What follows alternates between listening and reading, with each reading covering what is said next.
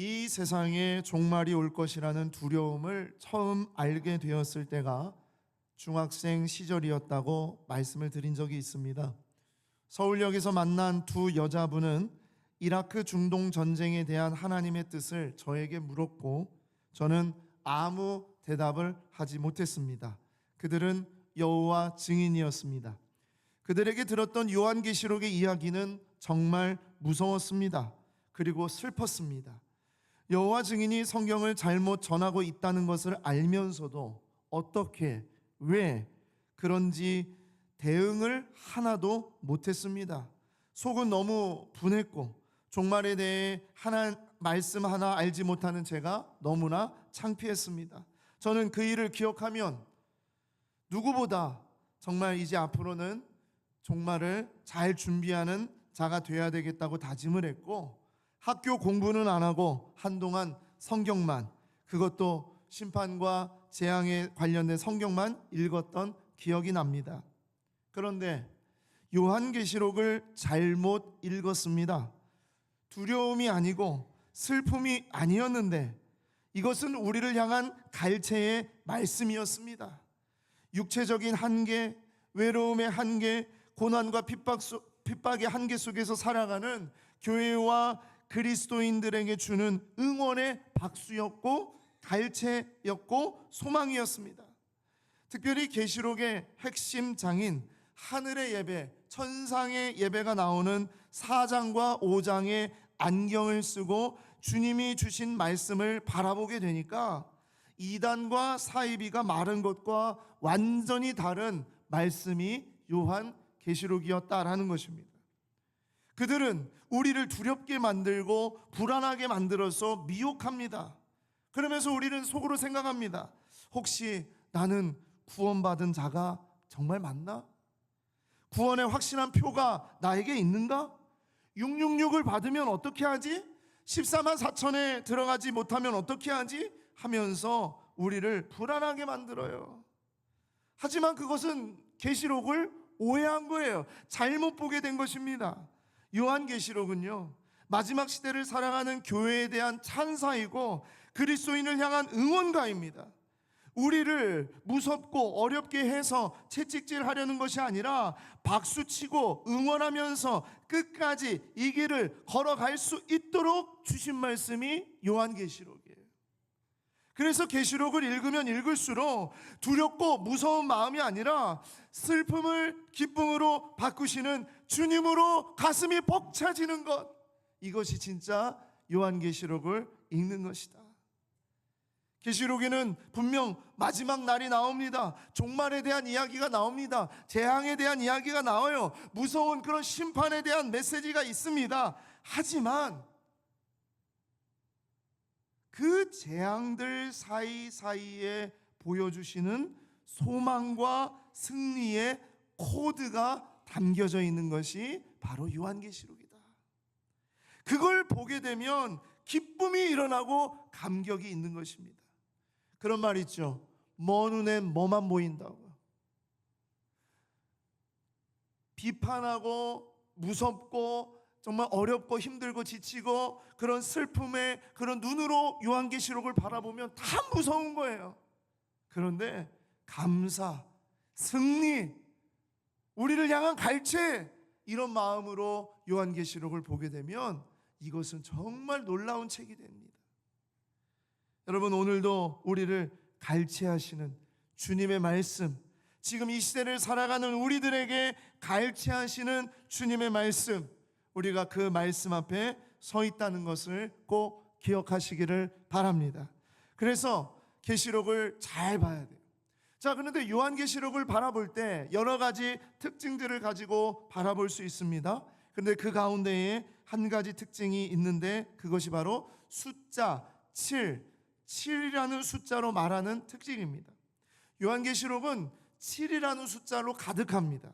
상징적인 숫자죠. 자, 7 교회, 그렇죠? 7 인을 떼는 재앙, 7 나팔을 부는 재앙, 7 천사들, 또 7 징조들, 7 대접을 통해서 주는 재앙, 또 7 멸망, 7가지 새로운 이야기들, 이런 7의 그런 이야기들이 요한계시록에 가득 담겨져 있어요.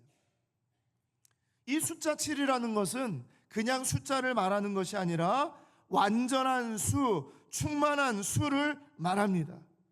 그러면 이 7이라는 것이 나올 때에 어떻게 우리가 읽어야 되느냐? 이것은요, 완전하게 주님이 반드시 이루실 일이라는 것으로 우리가 읽어가야 되는 거예요. 주님의 계시는 반드시 이루어지는 것이고 그 일이 완전히 이루어질 때까지 주님은 쉬지 않으신다.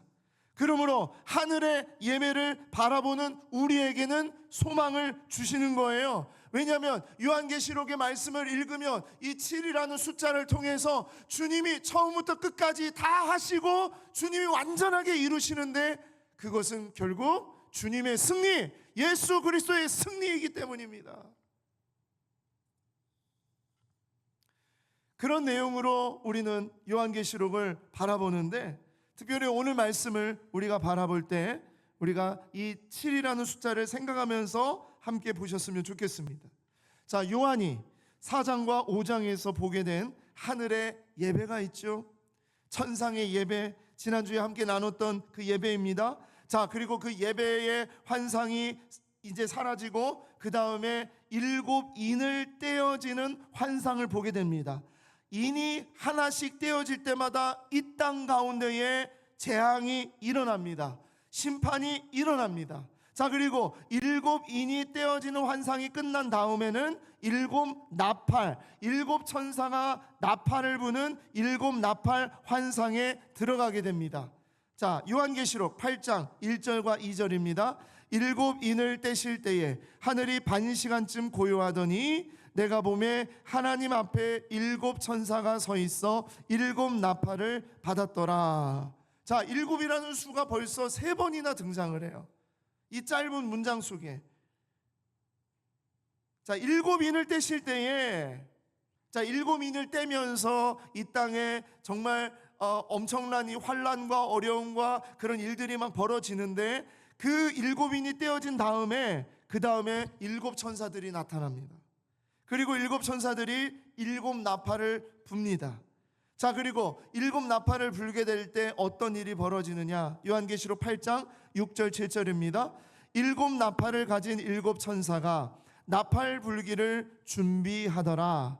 첫째 천사가 나팔을 부니 피 섞인 우박과 불이 나와서 땅에 쏟아짐에 땅의 3분의 1이 타버리고 수목의 3분의 1도 다 타버리고 각종 푸른 풀도 다 타버렸더라.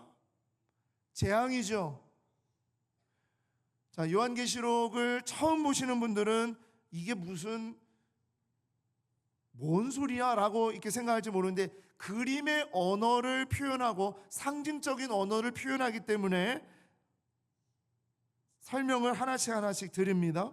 자, 이 천사가 7천사가 나왔는데 그 7천사가 자기가 나팔을 이제 부는데 첫 번째 천사가 나팔을 부니까 재앙의 일들이 벌어지는 거예요. 그러면 두 번째 천사가 불 때는 어떻겠습니까? 더 큰 재앙이 있고, 세 번째 천사는 더 큰 재앙이 있고, 그렇게 하면서 7천사가 나팔을 다 불게 되면 모든 재앙이 완전히 이루어지는 것, 그렇게 이해를 하시면 되겠습니다. 그래서 한 나팔씩 천사가 하나씩 부를 때마다 재앙이 벌어져요. 재앙이 일어나는 환상을 보게 되는 것입니다. 자, 그런데 6째 나팔이 불린 다음에 7째 나팔이 불려져야 할 때에, 다음 재앙이 이루어져야 할 때에 요한은 전혀 다른 환상을 하나 보게 됩니다. 아주 특별한 환상을 보게 됩니다. 재앙과 재앙 사이, 나팔과 나팔 사이에 하나의 환상을 주님이 보여주시는데, 이것이 막간에 주어진 특별한 말씀이에요. 막간. 여러분, 막간이라는 말을 들어보셨죠? 이것과 이것 사이를 막간이라고 하잖아요. 재앙과 재앙 사이에 주어진 특별한 말씀. 그래서 저는 이것을 이렇게 표현하고 싶었어요. 재앙의 막간, 재앙의 막간이라, 그렇게 표현하고 싶습니다. 이 막간이라는 단어를 여러분이 잘 기억을 하고 계시기 바랍니다. 여러분, 마지막 때가 되면 세상은 재앙을 맞이하게 됩니다. 이것이 요한계시록의 말씀이에요. 그런 가운데서도 주님은 막간을 통해서 주님의 자녀를 부르시고 일으키신다는 거예요. 그냥 재앙만 내리시는 것이 아니라 이 재앙과 재앙 사이에 주님은 이 막간에 주님의 자녀를 부르시고 일으키신다는 겁니다. 자, 그들이 누구냐? 그것이 결국 이 땅의 교회이고 이 시대의 그리스도인들입니다. 이 말씀이 정말 중요합니다. 왜 그러냐면 요한계시록의 말씀은 우리에게 이걸 말하고 있는 거예요. 세상엔 소망이 없다는 거예요. 세상에는 이 나팔을 감당할, 재앙을 감당할 그런 자들이 없다는 거예요. 천사들이 나팔을 하나씩 불어갈 때마다 재앙의 강도는 점점 강해지고 결국 마지막 나팔이 울려 퍼지면 모든 재앙이 완성이 됩니다. 그렇기 때문에 그런 사이에 하나님은 재앙과 재앙 사이에 막간을 통해서 하나의 환상을 보여주시고 그 환상 속에서 말씀해 주시는 거예요. 이 재앙과 이 재앙 사이에 재앙 중에도 하나님의 사람들을 찾으시고 하나님의 백성들을 모으신다는 겁니다.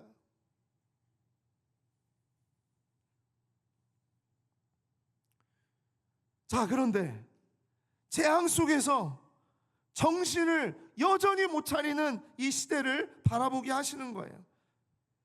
자, 요한계시록 9장 13절에서 15절입니다.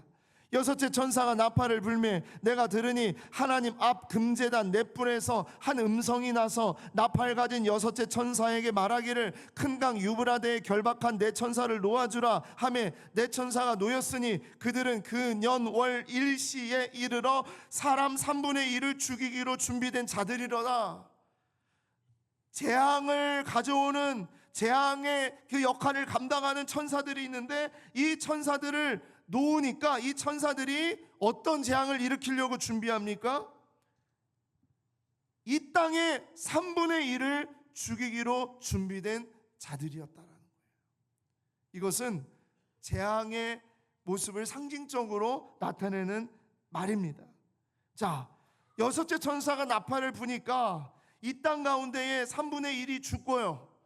또 오늘 말씀에 3분의 1만 죽는 것이 아니라 이 땅의 목초와 나무와 모든 것들도 다 죽어요.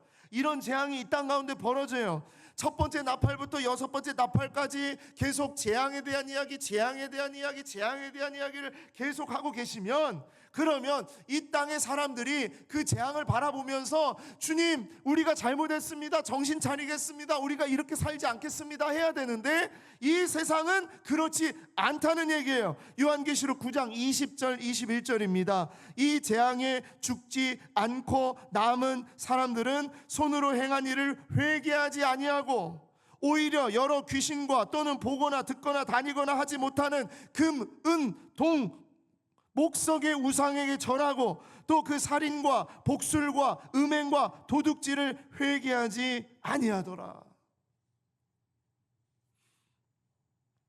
재앙들이 벌어짐에도 불구하고 회개를 거부한 자들이 있다는 것을 말씀하고 있습니다.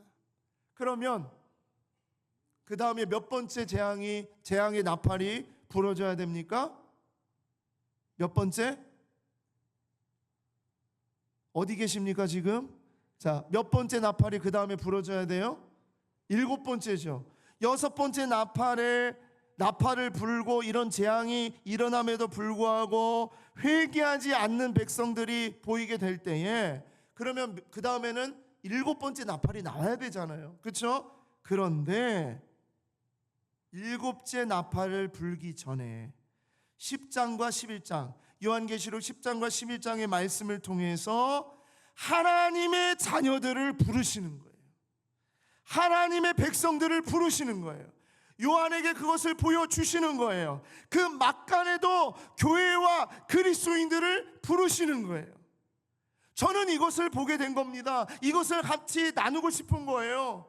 이단과 사이비들은요, 그 사이에 무섭게 내리치는 재앙을 통해서 우리를 힘들게 만들고 우리를 무섭게 만들지 모르지만 요한계시록을 제대로 보는 사람들은 재앙과 재앙 사이에 하나님의 백성들을 부르시는 하나님의 마음을 보게 되는 겁니다. 저는 여러분과 함께 이것을 나누고 싶었어요. 하나님은 7번째 완전한 재앙을 주시기 전 그 막간에 하나님의 자녀를 부르고 계신다. 재앙 중에, 환난 중에, 심판 중에, 그런 어려운 상황 속에서도 하나님은 하나님의 백성들을 찾으신다. 하나님의 자녀들을 부르신다. 여러분, 이것이 오늘 말씀에 담겨져 있는 우리를 향한 하나님의 마음입니다. 재앙의 시대에 왜 하나님은 부르십니까? 재앙의 시대에 왜 하나님의 백성들을 일으키십니까? 재앙의 시대에 왜 하나님은 교회를 세우십니까? 이 어렵고 힘든 시대에 왜 자꾸 하나님은 선교사를 파송하게 하시고 열방을 향해서 우리를 나가게 하십니까? 그 이야기예요. 재앙의 시대에 교회가 소망이기 때문입니다. 재앙의 시대에, 심판의 시대에 우리 그리스도인이 소망이기 때문입니다. 그래서 마지막 기회, 마지막 부르심, 마지막의 사명을 붙잡고 살아갈 자들을 지금도 하나님이 찾고 계시다는 거예요. 그런데 왜? 그러면 재앙의 시대에 교회와 그리스도인들이 소망이 됩니까? 그 말씀을 오늘 담아놓고 있는 거예요. 왜 우리가 소망이 됩니까? 우리가 뭘 잘했습니까? 교회가 뭘 잘했습니까? 교회 그 자체 때문이 아닙니다. 우리들 때문이 아닙니다. 우리가 예수 잘 믿었다고 자랑하고 우리가 이렇게 성공했다고 뭐 헌신하고 이렇게 해서 된 것이 아닙니다. 10장의 말씀은 우리에게 다르게 말하고 있습니다. 우리는 그 말씀에 귀를 기울여야 돼요. 왜 이 재앙의 시대에, 재앙의 막간에 하나님은 교회를 세우시고 하나님의 백성들을 부르시는가? 그것을 우리가 보기를 원합니다. 요한계시록 10장 1절에서 3절 말씀 다 같이 한 목소리로 읽겠습니다. 시작. 내가 또 보니 힘센 다른 천사가 구름을 입고 하늘에서 내려오는데 그 머리 위에 무지개가 있고 그 얼굴은 해 같고 그 발은 불기둥 같으며 그 손에는 펴 놓인 작은 두루마리를 들고 또 오른발은 바다를 밟고 왼발은 땅을 밟고 사자가 부르짖는 것 같이 큰 소리로 외치니 그가 외칠 때 7 우레가 큰 소리를 내어 말하더라. 아멘. 재앙의 막간에 하나님은 요한을 불러주셔서 어느 천사의 모습을 보여주십니다. 이것은 우리에게도 너무나 중요한 메시지라고 저는 그렇게 생각을 합니다. 자, 요한이 보니까 힘센 다른 천사가 구름을 입고 하늘에서 내려오는데 그 머리 위에 무지개가 있고 그 얼굴은 해 같고 그 발은 불기둥 같다고 했습니다. 여러분, 이 모습은 어디에서 우리가 보았습니까? 앞에서 보좌에 앉으신 주님의 모습이 바로 이 모습이었습니다. 무지개가 있고 해같이 빛나는 그 모습이지 않았습니까? 이 천사의 모습은 하나님의 임재, 주님의 모습을 대신해서 우리에게 보여주고 있는 것입니다. 무지개, 해 같은 얼굴과 그 발의 불기둥 같은 것은 주님의 모습을 상징합니다. 그리고 그 손에는 무엇이 담겨져 있어요? 잡혀 있습니까? 펴놓인 작은 두루마리가 있다는 거예요. 이 천사의 손에는 작은 두루마리, 펴져 있는 작은 두루마리, 이것은 무엇을 말하겠습니까? 우리 주 어린 양 예수 그리스도께서 하나님의 그 봉인된 두루마리를 열어주셨는데 그 열어주신 것 가운데에서 작은 두루마리를 천사가 보여주고 있는 것 아니겠습니까? 그러니까 이것은 말씀을 말하죠. 하나님의 말씀입니다. 하나님의 말씀, 열린 말씀, 우리에게 주어진 말씀이죠. 이 말씀은 어린 양 예수 그리스도께서 7인을 떼셔서 가능해진 말씀입니다. 우리가 그래서 이 말씀을 붙잡게 된 것입니다. 그래서 이 천사의 모습을 통해서 하나님의 말씀이 바다와 땅을 통치하시고 온 나라와 세계를 통치하신다는 것을 보여주고 있는 거예요. 그런데 그때 천사가 소리를 칩니다. 뭐라고 소리를 치는지 모르지만 큰 소리를 쳤어요. 그때에 하늘에서 7 우레가 소리를 내어 말았다 그랬습니다. 7, 이것도 7이죠. 7 우레라는 것은 무엇을 상징하겠습니까? 완전한 소리, 하늘이 꽉 차 있는 소리, 이 소리로 말합니다. 온 세상에 꽉 찬 거대하고도 위대한 그 앞에 어떤 소리를 낼 수 없는 그런 소리로 천사는 말하고 있었다는 거예요. 여러분, 우레소리 들어보셨죠? 우리 얼마 전에 비가 많이 내릴 때 천둥 번개치고 막 그랬잖아요. 그때 여러분 밖에서 어떤 마음을 갖습니까? 얼마나 무섭습니까? 우리 한번 그냥 치면은 막 얼마나 무섭습니까? 그래서 아이들은 집 안에 있어도 막 울잖아요. 이 천둥 우레소리를 듣고서 울잖아요. 7 우레로 하나님께서 말씀하셨어요. 7 우레로.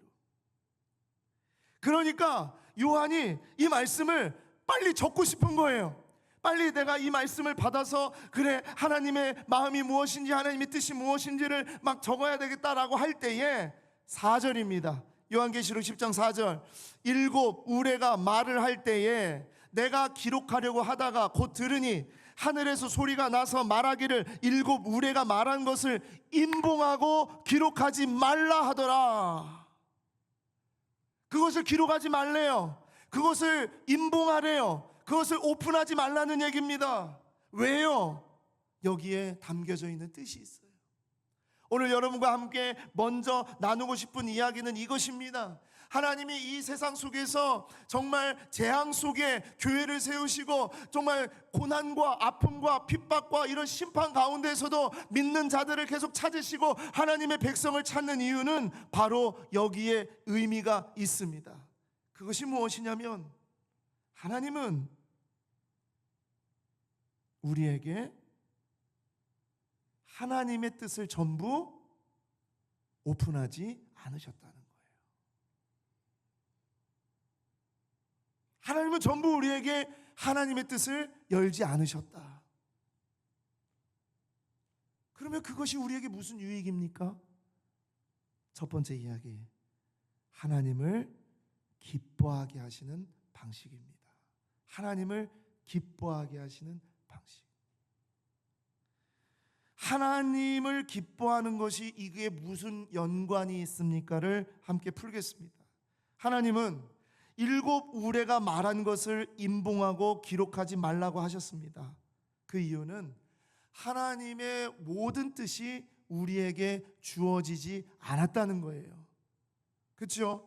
어떤 뜻은 우리가 알고 싶지만 주어지지 않았어요. 하나님께서 주신 것만 우리에게 주신 거예요.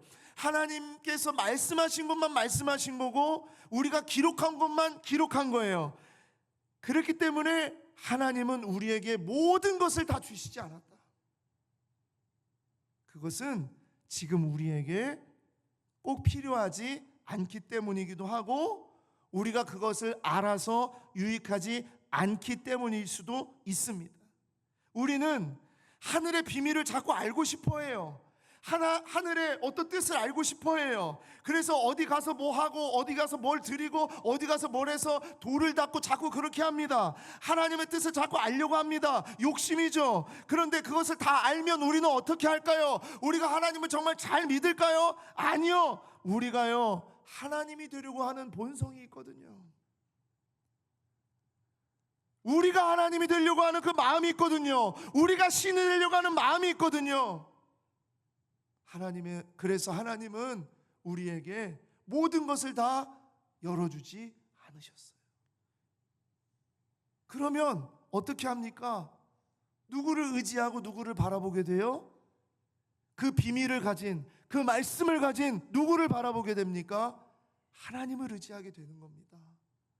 재앙의 시대에 진정으로 교회에 필요한 것은요, 우리가 하나님의 계시를 다 안다, 우리가 뭐 하나님의 뜻을 다 안다, 이것이 아니라 다 알 수 없지만 반드시 하나님께서 하나님의 말씀대로 이루시고 우리가 알지 못하는 하나님의 그 놀랍고 그 신비로운 그 하나님의 인도하심이 있다라는 것을 교회를 통해서 나타내시는 겁니다. 하나님의 경륜, 하나님의 일하심, 하나님의 섭리를 바라보며 이 모든 일을 이루시는 분은 우리가 아니라, 우리가 알아서 다 되는 것이 아니라 오직 그분, 말씀의 주체이신 그분, 이 모든 것을 다 주관하시는 그분, 바로 우리 하나님이라는 것을 바라보게 하는 것입니다. 이것이 바로 이 시대의 교회의 역할이고 우리의 몫입니다. 여러분, 우리가 어떤 종교처럼 우리가 득도할 수 있다고 우리가 사람들을 모으지 않습니다. 예수 믿는 사람들은, 하나님을 믿는 사람들은 우리도 하나님의 뜻을 다 몰라요. 하지만 이 모든 것이 하나님의 뜻대로 반드시 갈 것이며 그 마지막 때에 하나님의 비밀이 반드시 이루어질 것을 소망하며 하나님을 바라보고 하나님을 기대하며 하나님을 기뻐할 수 있도록 이 세상에 교회를 세우시고 바로 여러분과 저를 세워주신 줄 믿습니다. 요한계시록 10장 5절에서 7절입니다. 내가 본 바 바다와 땅을 밟고 서 있는 천사가 하늘을 향하여 오른손을 들고 세세토록 살아계시니 곧 하늘과 그 가운데 있는 물건이며 땅과 그 가운데 있는 물건이며 바다와 그 가운데 있는 물건을 창조하신 이를 가리켜 맹세하여 이르되 지체하지 아니하시리니 반드시 이를 이루시리니 속히 이루시리니. 7절 말씀, 일곱째 천사가 소리내는 날 그의 나팔을 불려고 할 때에 하나님이 그의 종 선지자들에게 전하신 복음과 같이, 자, 하나님이 그의 종 선지자들에게 전하신 복음과 같이 이전에 이 땅 가운데 우리에게 주신, 하나님께서 주신 이 말씀과 같이 선지자들과 수많은 하나님의 백성들을 통해서 우리에게 계시하신 이 말씀과 같이 하나님의 그 비밀이 반드시 이루어지리라. 여러분, 여기 7절의 중심 메시지가 담겨져 있습니다. 마지막 7번째 나팔이 불려고 할 때에 하나님은 그의 종 선지자들에게 전하신 복음처럼 하나님의 그 비밀이 반드시 이루어지도록 하시겠다는 거예요. 그래서 이 말씀은 하나님의 자녀들에게 약속한 대로 하나님의 비밀이 반드시 이루어지게 한다는 겁니다. 이미 우리에게 주신 복음, 이미 우리에게 말씀하신 말씀, 이미 이루시고 지금도 이루시는 이 말씀을 통해서 뭘 바라보게 하는 거예요? 앞으로 반드시 하나님께서 이루실 그 하나님의 비밀, 그것을 바라보게 하는 거예요. 그러니 어떻게 합니까? 참고 기다리며 합력해서 선을 이루실 우리 하나님의 섭리를 기대하면서 이 믿음의 길을 걸어가게 하시는 겁니다. 재앙의 시대에 교회를 통해서, 우리를 통해서 이것을 가르쳐 주시는 거예요. 사랑하는 여러분, 복음은 우리가 만드는 것이 아닙니다. 여러분, 우리가 착각할 때가 많이 있어요. 우리가 교회가 착각할 때가 많이 있어요. 교회가 뭔가를 복음을 만들어내고 교회가 어떤 것을 자랑하고 그렇게 해서 하나님의 나라가 이루어지는 것이 아닙니다. 복음은 하나님께만 있습니다. 하나님이 주시는 겁니다. 진짜 기쁨은 하나님께만 있는 거예요. 그런데 하나님의 비밀을 기뻐하지 아니하고 하나님의 비밀을 소망하지 아니하고 하나님의 비밀이 이루어질 것을 바라보지 아니하고 자꾸 내가 새로운 두루마리를 만들려고 해요. 내가 자꾸 뭔가를 기록하려고 해요. 나에게만 주신 말씀을 주장하는 그런 사람들이 있어요. 그런 사람들을 요즘에 뭐라고 하냐? 신사도라고 해. 신사도. 내가 지금 계시를 받는 사도다. 신사도. 우리가 누릴 하나님의 비밀을, 우리가 앞으로 기대하며 하나님께서 완전하게 이루실 하나님의 비밀은 이미 주신 말씀으로 붙잡고 바라보고 나아가는 것입니다. 이것을 넘어서려는 것은 마치 선악을 알게 하는 나무의 열매를 먹으면 하나님과 같이 될 것이라는 유혹에 빠져버리는 것과 같습니다. 이미 우리에게 주신 말씀, 이미 우리에게 허락하신 말씀, 이미 우리에게 성취해 주신 그 말씀을 바라보면서 앞으로 하나님의 비밀이 완전하게 이루어질 것을 소망하는 거예요. 그것이 바로 하나님을 기뻐하는 겁니다. 정말 하나님을 기뻐하는 거예요. 왜? 그 하나님의 비밀을 완전히 이루는 것이 누구에게 달려있기 때문에? 하나님에게 있기 때문에. 사랑하는 여러분, 우리는 마지막 날, 그날과 그 시를 알지 못합니다. 그런데 그날은 분명히 온다. 분명히 온다. 그래서 교회는 종말을 바라보며 살아가는 자들의 모임입니다. 여러분, 우리는 다요 종말을 바라보며 살아가는 자들입니다. 그날을 바라보며 살아가는 자들입니다. 그런데 종말론자가 되지 말아야 되는 거예요. 종말론자가 돼서는 안 되는 거예요. 언제 종말이 올지 그거 따져가면서 그것을 그렇게 바라보면서 종말론자가 되지 말라는 거예요. 종말의 그 때는, 시간은 하나님의 비밀에 하나님께서 그걸 가지고 계세요. 그리고 우리는 그 종말의 때에, 마지막 때를 준비하기 위한 모습으로 우리가 어떻게 살아야 될지를 말씀해 주고 있는 겁니다. 그래서 하나님의 비밀을, 하나님이 하실 일을 기대하며 소망하며 살아가는 자들을 부르시는 거예요. 재앙의 시간에, 재앙의 막간에 하나님이 그런 사람들을 부르십니다. 하나님을 기뻐하는 자들, 하나님을 기대하는 자들을 부르신다라는 것입니다. 두 번째로, 재앙의 막간에 교회가 우리를 부르신 이유, 교회를 부르신 이유, 그것은 무엇이냐? 말씀대로 살도록 부르시는 거예요. 말씀대로 살도록. 요한계시록 10장 8절에 10절입니다. 하늘에서 나서 내게 들리던 음성이 또 내게 말하여 이르되, 내가 가서 바다와 땅을 밟고 서 있는 천사의 손에 펴 놓인 두루마리를 가지라 하기로, 내가 천사에게 나아가 작은 두루마리를 달라 한즉 천사가 이르되, 갖다 먹어버려라. 내 배에는 쓰나 내 입에는 꿀같이 달리라 하거늘, 내가 천사의 손에서 작은 두루마리를 갖다 먹어버리니 내 입에는 꿀같이 다나 먹은 후에 내 배에서는 쓰게 되더라. 아멘. 이것은 무엇을 말씀하실까요? 재앙의 막간에 하나님의 백성들에게 말씀을 갖다 먹어버려라 라고 말씀하시는 것은 무엇을 말씀하실까요? 여러분, 여기에는 작은 두루마리가 있는데, 천사의 손에 작은 두루마리가 있는데 그 두루마리는 펴져 있다고 그랬습니다. 펴 있는 두루마리는 어린 양 예수 그리스도가 봉인을 하나씩 다 떼어서 하나님의 뜻을 오픈한 두루마리를 말하겠죠. 그 가운데에서 우리에게 계시된 것이니까 작은 두루마리예요. 원래 하나님의 두루마리는 완전한 두루마리인데 그 가운데에 우리에게 주신 말씀은 작은 두루마리예요. 그 두루마리가 이렇게 주어져 있습니다. 이것은 오직 예수 그리스도만으로 읽을 수 있고 이해할 수 있다는 말씀이 되겠죠. 그래서 요한은 천사에게 나아가서 말합니다. 아까는 기록하지 말라고 했지만 저는 저 작은 두루마리라도 꼭 갖고 싶습니다. 그런 마음으로 요청했겠죠. 두루마리를 주십시오. 작은 두루마리를 주십시오. 그러자 이렇게 말씀하죠. 갖다 먹어버리라. 갖다 먹어버리라. 제가 여기서 고민을 합니다. 갖다 먹어라.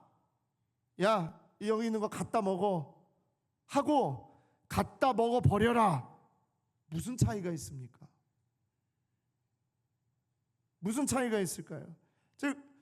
아니 그냥 이거 갖다 먹어라 라고 말씀하셔도 될 텐데 갖다 먹어버리라. 여러분, 이거에 하나의 뉘앙스의 차이가, 엄청난 차이가 있어요. 갖다 먹어버리라 라는 것은요, 그냥 갖다 먹어라는 것은 그래 네가 갖다 먹어라 라는 거고, 갖다 먹어버리라 라는 것은 이것을 네가 완료해라, 없애버려라, 완전히 그것을 네가 끝내라, 그런 얘기예요. 그의 행동을 완성해라 라는 얘기입니다. 그렇게 해야만 된다라는 말씀입니다. 사랑하는 여러분, 하나님이 주신 말씀은요, 우리에게 주신 이 작은 두루마리인 이 하나님의 말씀은요, 갖다 먹어버려야 되는 거예요. 갖다 먹어버려요. 예전에 여러분 공부 좀 하셨죠? 다 공부 좀 했죠? 영어 수학 좀 하시지 않았습니까? 네, 별로 안 하신 것 같은데, 우리 예전에는요 영어 공부할 때 사전을 먹었어요. 혹시 여러분 중에서도 사전을 드신 분이 있습니까? 사전? 영어 사전을 외워가지고 그 영어 사전을 찢어서 이것을 먹습니다. 이상한 아주 행동인데, 그렇게 하면 그거 다 내가 외웠다고 생각하고 그것이 내 속에서 이제는 절대로 지워지지 않을 거라고 한 장씩 떼가지고 친구들하고 저도 사전을 먹은 적이 있어요. 이상한 행동이죠. 오늘 말씀 보면서 성경을 찢어서 먹으라는 말씀인가 보다 라고 하시는 분이 있으면 안 되겠지만, 이 말씀은 무엇을 말하느냐, 하나님의 말씀을 그냥 듣고 하나님의 말씀을 내가 그냥 듣는 것으로 끝나지 말고 완전히 네 것으로 만들어야 된다. 그건 네 거다, 그 얘기예요. 그런데 이 말씀이 뭐라고요? 입에는 꿀같이 달겠지만 배에는 쓰다 그랬습니다. 독특한 표현이죠. 우리는 성경 말씀을 어떻게 불러요? 달고 오묘한 그 말씀 그랬어요. 달다. 송이꿀보다 더 단 말씀이라고 우리가 그렇게 말합니다. 그런데 여러분, 진짜 하나님의 말씀을 제대로 붙잡고 내 것으로 삼는 사람은요, 그걸 알게 돼요. 말씀이 읽고 내가 그 말씀을 들을 때에는 너무나 달지만 그 말씀이 내 삶에 새겨질 때는요, 씁니다. 써요. 말씀이 쓰게 합니다. 진짜 말씀이 우리 안에 새겨지면은요, 우리의 본성을 거스르게 만들어요. 나태하게 만드는 마음들, 악한 마음들, 정말 추악한 마음들, 이런 마음들을 밀어내요. 성령의 소욕은 육체의 소욕과 싸우게 되어 있어요. 하나님의 말씀이 들어가면 내 마음의 보좌에 나를 앉혀서 내가 주인 노릇하려는 것, 내 마음대로 하려는 것을 못하게 만들어요. 그러니까 어떻게 돼요? 써요. 힘들어요. 어려워요. 여러분, 진짜 예수 믿는 것은요, 정말 행복한데 내 삶에 많은 것들을 부인해야 돼요. 그래서 어렵습니다. 괴로울 때도 있습니다. 심지어는 이 말씀으로 인해서 핍박도 받고 고난도 당하게 됩니다. 그래서 뭐라고요? 입에는 달지만 배에는 쓰다라는 겁니다. 그런데 여러분 아십니까? 말씀이 내 삶에 들어오면 내가 그때는 쓰고, 내가 그때는 괴롭고, 내가 그때는 어렵지만 주님이 다스리는 변화된 삶으로 바뀌어져 가는 것입니다. 우리가 진정 사모하는 말씀은 어떤 말씀입니까? 여러분이 정말 원하는 말씀은 어떤 말씀입니까? 우리에게 달기만 한 내 귀에 캔디 같은 그런 말씀만 듣기를 원합니까? 잘 되는 말씀만 듣기를 원합니까? 축복받는 말씀만 듣기를 원합니까? 긍정의 언어만 듣기를 원합니까? 우리는 좋아하는 말씀, 내 귀에 달콤한 말씀만 찾고 있지는 않습니까? 하나님의 말씀은 내 배에 쓴 말씀이에요. 내 배에 쓴 말씀.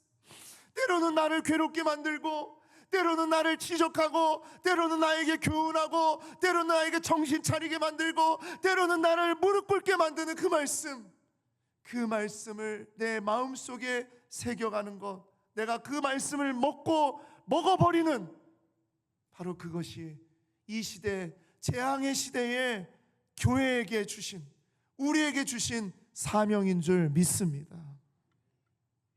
그리고 마지막 세 번째로, 오늘 말씀 속에 담겨져 있는 재앙의 막간에 하나님이 교회를 부르시고 하나님께서 우리를 부르신 일은 왜 그러실까? 다시 예언하라 라는 것입니다. 예언하도록 하시기 원하시기 때문입니다. 요한계시록 10장 11절입니다. 그가 내게 말하기를 내가 많은 백성과 나라와 방언과 임금에게 다시 예언하여야 하리라 했습니다. 다시 예언하여야 하리라. 사랑하는 여러분, 이 세상을 향해서, 재앙의 세상을 향해서, 마지막 때를 향하는 세상을 향해서, 심판의 세상을 향해서 하나님의 말씀을 전할 수 있는 자들은 이 땅의 교회와 우리밖에 없음을 여러분 기억하시기 바랍니다. 우리는 세상 앞에 예언해야 합니다. 왜? 우리가 하나님의 말씀을 먹어버렸기 때문이에요. 그 두루마리를 먹어버렸기 때문입니다. 예언은 아직 이루어지지 않은 어떤 일을 알려주는 점쟁이하라는 거 아니에요. 세상에 우리가 나가서 점쳐라 그런 얘기가 아닙니다.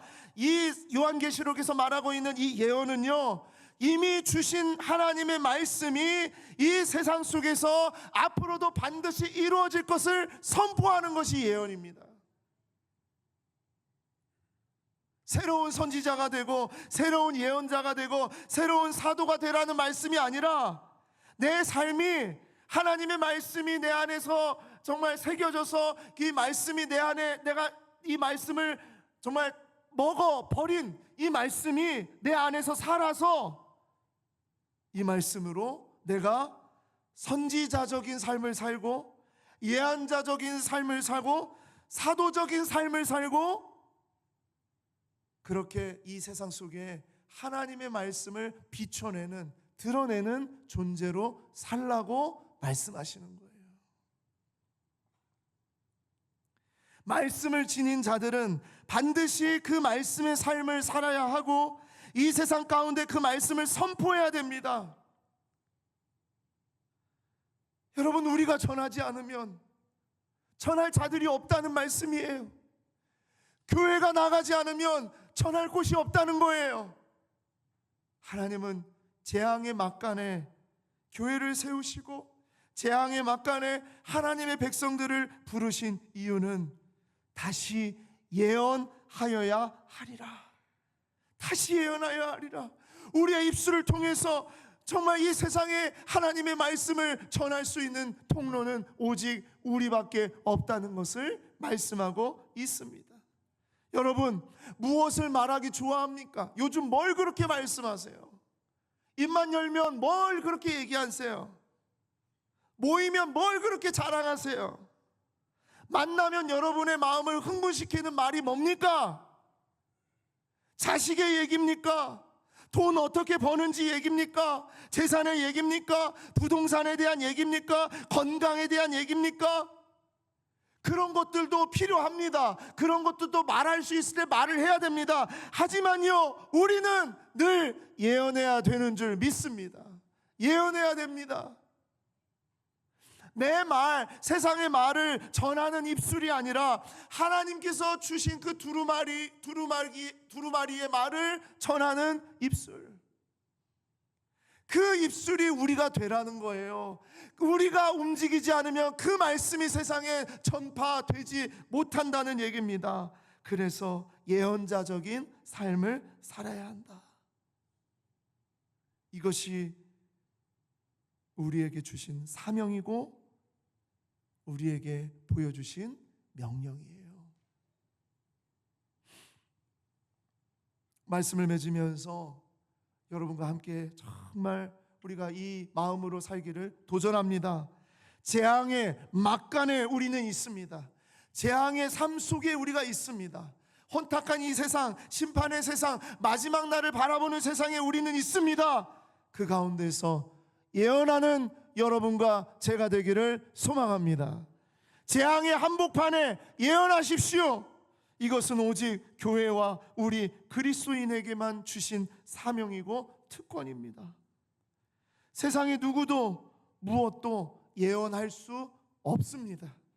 오직 우리가 갖다 먹어버린, 우리가 먹어버린 이 하나님의 두루마리만이 이 세상을 살리는 능력이 되고 이 세상 속에 소망이 되고 이 세상을 이끌어갈 수 있는 믿음이 되는 줄 믿습니다. 우리의 삶이 어떤 삶이어야 되는지 기억하십시오. 예언하십시오. 주님의 말씀으로 예언하십시오. 어느 곳이든 누구를 만나던 예언자적인 삶을 살아가는 여러분과 제가 되기를 소망합니다. 기도하겠습니다.